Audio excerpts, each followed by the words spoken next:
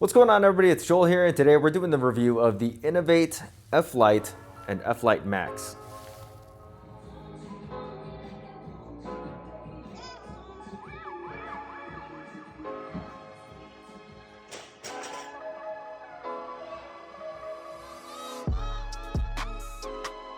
All right, so we're gonna group this review up into one big review because honestly, these two shoes are more alike than they are different. There's one pretty big structural change and a $10 price difference, but that's just about it. What you're gaining or losing either way is pretty much nothing, and it really just kind of depends on what you're looking to do in your training regimen. If you watched my last video, which was the top 5 training shoes of 2024, you know that I picked these as my number 2 pick, but I gotta be honest with you again, at any given day, these can be the number 1 pick. These are really good training shoes and the best trainer that Inov-8 has ever produced. So now let's talk about the construction of the F-Lite and the F-Lite Max. We're mainly gonna use the F-Lite Max as our demo shoe because it's a lighter colorway. You can see the details a little bit better, but I'll randomly pull out the F-Lites to showcase the differences between the two shoes. So with the F-Lite and the F-Lite Max, you have a mesh toe box.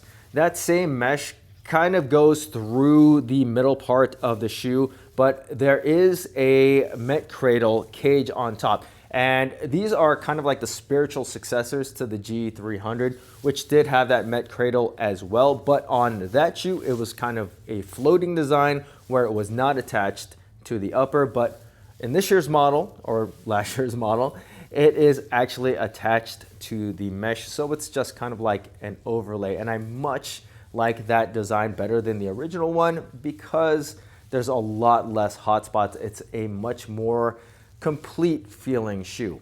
Coming around to the back part, we've got the Inov-8 logo embossed into what is a heel counter on this shoe, which is an extension of that Met Cradle overlay. At the back part of the shoe, it says Inov-8. And then on the medial side, it says F-Lite Max on the F-Lite Max, and it is embossed. On the normal F-Lite, it just says F-Lite in just kind of a print, which is kind of an odd difference to me. I don't know why it would be embossed on one shoe and not embossed on the other. I don't know, maybe that $10 price difference. On the medial side, you also have the Rope Tech guard that is a sidewall that rises up from the outsole. It's made out of rubber, and that is the same guard that rises up on the lateral side. That's no different between the F-Lite and the F-Lite Max. Once again, neither is the mesh on the upper, and neither is the Met Cradle design or heel counter on the shoe. Going back to the toe box, it is a very wide and anatomically shaped toe box. It's very flexible in that area and super breathable. Now taking a look at the lacing system on the shoe, the laces go through the Met Cradle as they did on the G300, but once again, there's no more hot spots. Like when you lace the shoe up, it just cradles the middle part of your foot, as the name would intend, rather than bunching up and creating a lot of hot spots. The tongue on this shoe is a minimally padded tongue. It's actually pretty comfortable. It's gusseted on the insides and it's very well ventilated. You can kind of see the perforations there. On the F-Lite Max, you do get a pull tab on the front of the tongue, and on the normal F-Lite, it's just a cushioned area. And the difference between the tongue is very minimal between the two shoes, but I would like to have the pull tab. I think it makes getting the shoes on a lot easier. There's no heel pull tab though, which is kind of weird.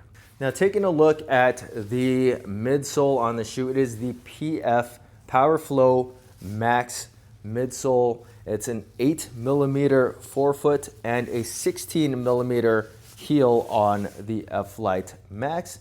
And on the normal F-Lite, it's a 12mm heel and an 8mm forefoot. So the drop is a 4mm effective drop on the F-Lite and 6mm effective drop on the F-Lite Max. Now, the biggest difference between the two shoes, and really the only notable difference, is the fact that on the F-Lite Max, there is a TPU insert, and on the normal F-Lite, it is just that PF Max foam.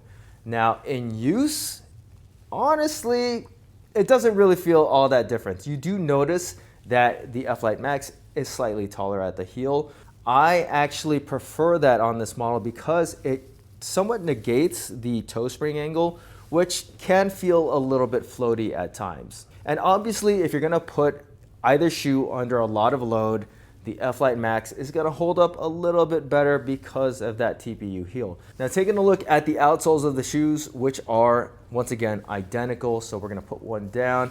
You have a decoupled design. There's a break in the forefoot where there's the Metaflex grooves that are supposed to expand and contract when your foot contacts the ground.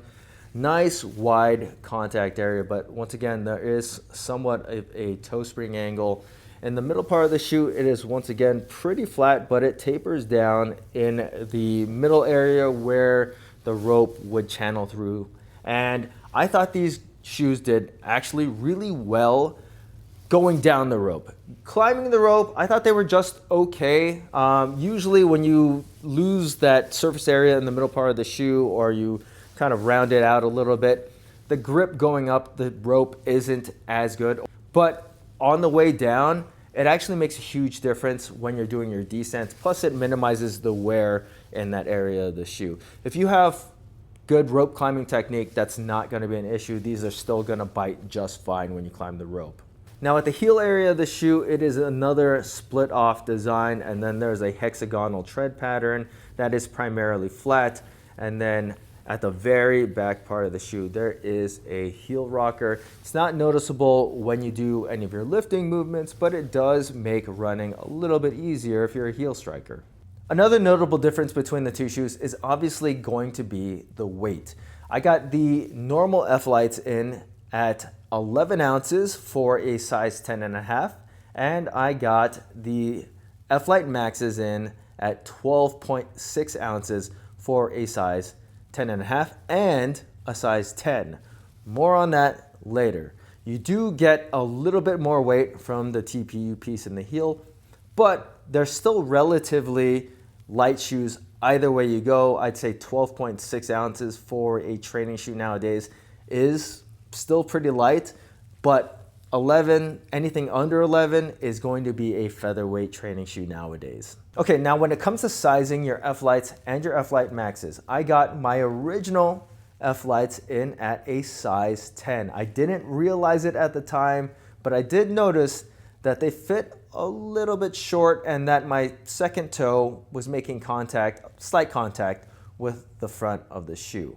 Once I figured it out, I contacted Inov-8 and they gladly sent me out a bunch more colors and sizes in a size 10.5. So my F-Lites are a 10.5. I have other F-Lite Maxes in at a 10.5, and I have some F-Lites in at a size 10.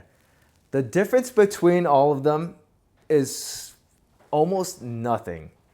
I have some 10.5s that fit like my 10s, and I have some 10s that fit like my 10.5s. My original black and gum pair fits like a size 10. This is the short pair. Then I have a size 10 that fits like size 10.5. And then I have a size 10.5 that kind of fits like a size 10. So it's kind of a mixed bag when it comes to sizing. I would say that if you were on the fence, you're probably going to want to size up from previous Inov-8 sizes, especially the G300, which is a shoe that I was able to wear in a size 10. My current sizing is a 10.5. I would go with whatever larger size you're wearing in your shoes. Now, the only issue that I had with these shoes really was the length, but kind of also the width. And it's not the reasons why you would think. The width of these is really wide, almost too wide, for me at least personally.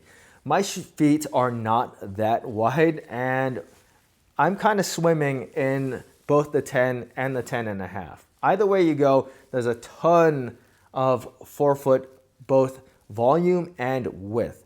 That might speak to some people, but for somebody that has pretty average width feet, it can feel kind of like a lot, or like you have a lot of empty space in the shoe when you're doing your lifts. I don't think I could go any further down in size because my toes already make contact with the front part of the shoe in the size 10. So that's just something that you're gonna have to take into account if you have narrow or not really wide feet. I think it's a comfortable fit, and it's not something that I would really detract me from wearing the shoes, but it is worth noting that these shoes fit on the really wide side. All right, so when it comes to flexibility and comfort and how these shoes are to run in, once again, they're more similar than they are different, but obviously if you are somebody that wants a shoe that is for mainly body weight movements and running and lighter workouts, you're obviously gonna wanna go with the normal F-Lite because it doesn't have the rigid TPU piece in the heel. Both shoes, once again, either way, are very flexible, and I thought even running in the normal or the F-Lite Maxes was still pretty good. But if you are somebody that does your lifts in, like lifters, or you have more stable shoes to wear, then get the F-Lites. They are very comfortable and flexible, and also very lightweight running shoes. I thought doing any runs in these, I would say even up to about a mile, would be very comfortable. Obviously, I'm usually running like 400, 200, 600, maybe even 800 at a time. And for any of those distances, which you would normally find in a CrossFit workout, I think the F-Lites and the F-Lite Maxes do extremely well. But that's not only it. They're also very good shoes to do for like plyometric movements. The response of these shoes is excellent. That PowerFlow Max midsole is both comfortable and it's also really responsive at the same time. An issue that I had with the F-Flies was that those shoes were just super mushy because of the boomerang insole, but I think the boomerang insole mixed with the PowerFlow Max, or the more dense PowerFlow Max midsole on either of these shoes, makes them extremely responsive and super comfortable. Now, if you're somebody like me that prefers to do your heavy lifts in your training shoes, then you're obviously gonna wanna go with the F-Lite Max because it has that TPU piece in the heel. Now, the way that Inov-8's incorporated that TPU piece is different than, say, on Metcons, where Metcons is TPU all the way to the back part of the shoe. Inov-8 just put a little insert in the middle part of the heel towards the middle of your foot. And what that does is it actually keeps the shoe from being too rigid at the heel, or like you're wearing dress shoes. So that is what contributes to making these shoes actually still pretty good to run in. Once again, these are still very flexible, but if you're choosing something that you're gonna do your heavy lifts in, obviously it's gonna be the F-Lite Max. Now, when I actually put these under load, the difference between the two isn't all that noticeable. The F-Lites have a slightly lower heel, so it feels like it's not all that compressible. It's just a little bit more flexible at that part of the shoe. But when you're under load, doing a deadlift, doing squats, it's not really all that compressible. One thing that I really liked the F-Lite Max over the normal F-Lite was for Olympic weightlifting movements. And that's mainly because of the slightly higher heel. It helps negate the toe spring, which, like I said earlier, can kind of feel a little floaty. Like the very front part of the shoe does not always feel like it's connected to the ground. But what I did like either way between the two shoes is the forefoot response on these is excellent. It feels like these shoes are made for explosive movements or jumping movements. If you're somebody that likes to lift with a more flexible forefoot, then either way you go, these are gonna be excellent shoes for you. You have one that's 4 millimeters and you have one that's 6 millimeters, but that's pretty much what you should actually have as your deciding factor when choosing between the two shoes. Because honestly, when it comes to like stability, it's not that big of a difference. Either way you go, These shoes are both great for lifting and can stand up to pretty much any of the best training shoes out there on the market right now. So the F-Lites come in at $140 and the F-Lite Maxes come in at $150. Not a huge difference in price, but if you're asking me which one that I would pick, it would be the F-Lite Maxes.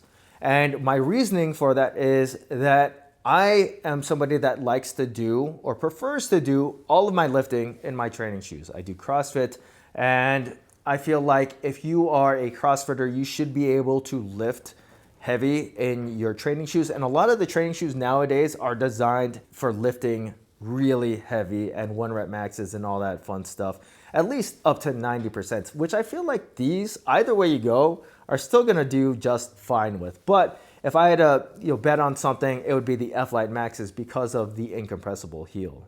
But if you're somebody that likes to lift in lifters and you wanted just a lightweight, flexible, but stable enough shoe, then I would go with just the normal F-Lites. Either way you go, you're not really missing out on anything. The F-Lites are slightly better to run in, the F-Lite Maxes are slightly better to lift in, but they do pretty much the same jobs either way you go. Now, what these shoes excel in the most is that they are very balanced trainers.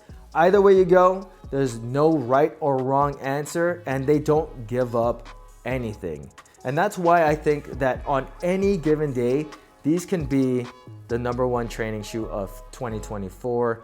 The only things that really kept me away from picking these shoes as the top pick was the fit. They're just really wide for me. And if you're somebody that needs a really wide shoe, this is gonna be the shoe for you, and it's probably gonna be the better pick between the CXT2s. So if you're somebody that's looking for a break from like Strike Movement, Haze, or Rads, then I definitely recommend that you check out the Inov-8 F-Lite or F-Lite Max. These are excellent training shoes, and I think that everybody really needs to try these out. If you guys have any questions about the F-Lite or the F-Lite Max, feel free to leave them in the comment section. And as always, guys, please hit that like button, subscribe, and thanks for watching.